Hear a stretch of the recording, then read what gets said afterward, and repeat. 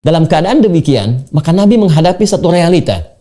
Di luar yang tadinya ada pembela, ada perisai, ketika hilang perisai itu, maka cacian, intimidasi, persekusi dirasakan langsung oleh Nabi SAW tanpa sekat dalam menyampaikan risalah dakwah itu. Pulang ke rumah pun, yang biasanya ada yang menenteramkan, yang memberikan kedamaian, yang memberikan kekuatan dengan kata-kata yang meneduhkan itu, sekarang tidak didapati lagi. Maka Nabi melihat ada peluang harapan di suku terhormat di luar wilayah Mekah Al-Mukarramah, sekitar 100 km. Beliau mencoba untuk menempuh perjalanan ke satu wilayah yang dikenal dengan nama Taif, masuk wilayah Hijaz. Mekah Al-Madinah 400 kilo jaraknya dari Mekah, kemudian Taif 100 km jaraknya dari kota Mekah Al-Mukarramah.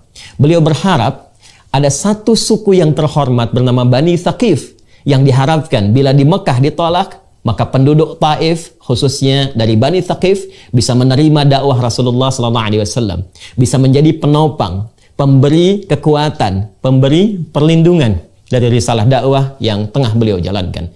Lalu diajaklah kemudian menyertai anak angkat beliau pada masa itu, yaitu Zaid bin Harithah, untuk menemani risalah dakwah Nabi SAW keluar sementara waktu dari Mekah, menghindari konflik sosial yang bahkan serangan-serangan muncul pada masa itu, dan berangkatlah berjalan kaki.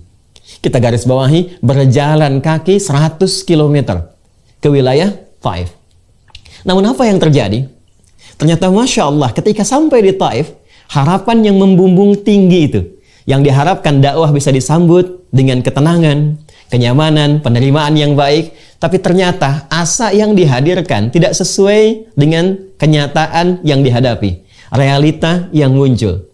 Ternyata alih-alih penduduk Taif, khususnya Bani Thaqif yang diharapkan datang menyambut dengan kehormatan, ternyata mereka merespon dengan tindakan-tindakan yang bukan hanya mengecewakan, tapi bahkan menyakiti.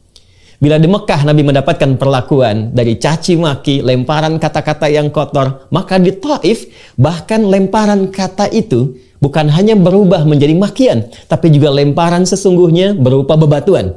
Betapa Nabi SAW mengalami situasi yang menyakitkan, bukan hanya kepada batin kalau kita tarik kepada situasi kita saat ini, tapi kaki beliau terluka. Zaid bin Harithah menjadi tameng sampai kepala bagian belakangnya pun kemudian terluka. Dan keduanya memutuskan untuk mundur